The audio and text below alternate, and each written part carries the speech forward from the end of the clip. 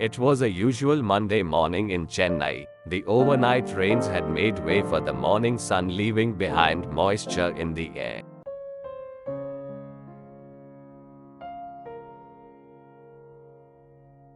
For Sarala though, nothing about the past few days had been usual. They say the 40s are the time when one is settling in life, like running the middle phase of a marathon.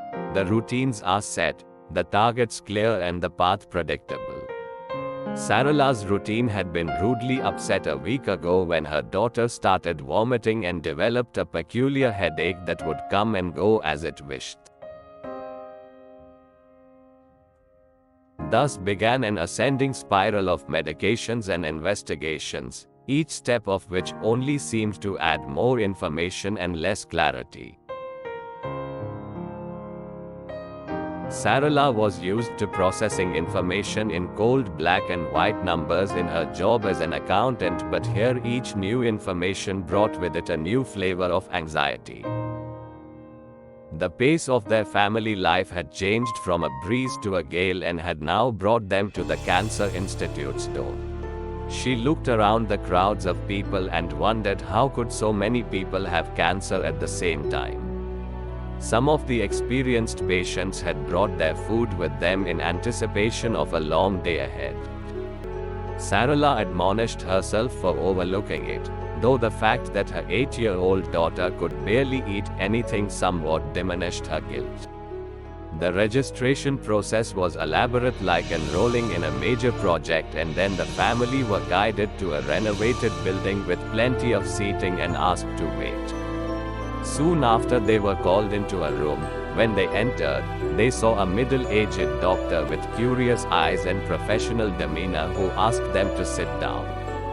As soon Sarala sat down, she produced the MRI report and proclaimed, "My daughter has a brain tumor."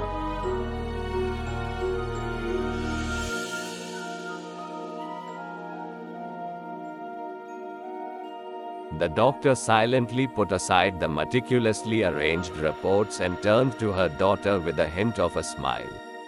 "What is your name?" the doctor asked as he held her hands and made her walk around. More superficial questions followed while her daughter was being examined. Then the doctor turned to the black and white MRI films. Sarala could hear the tick of each second as loud as an axe on wood. She understood how silence could be deafening. Finally, the doctor put down the MRI and picked up the sheets of reports and consultations, at the same time asking Sarala to seat her child outside and come back in. What followed was a long conversation, starting from what the MRI report means in the context of her child, what is the best way to go about treating her, what the other options are, what the risks are in each of them, and so on.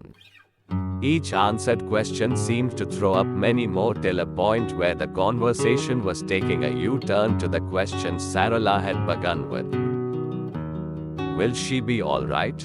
The doctor expertly straddled the thin line between assurance and guarantee and ended the conversation with directions for further tests and went to review. Once out of the room, Sarala was in a daze of information, but for the first time, she sensed a direction even where the path was not clear. A doctor's diary. Cancer is like a storm that suddenly engulfs one's life, leaving patients and their families bewildered and afraid. In the midst of this turmoil, my role as a healthcare provider becomes even more critical. I find myself constantly seeking ways to bring clarity to the confusion, hope to the despair, and light to the darkest moments.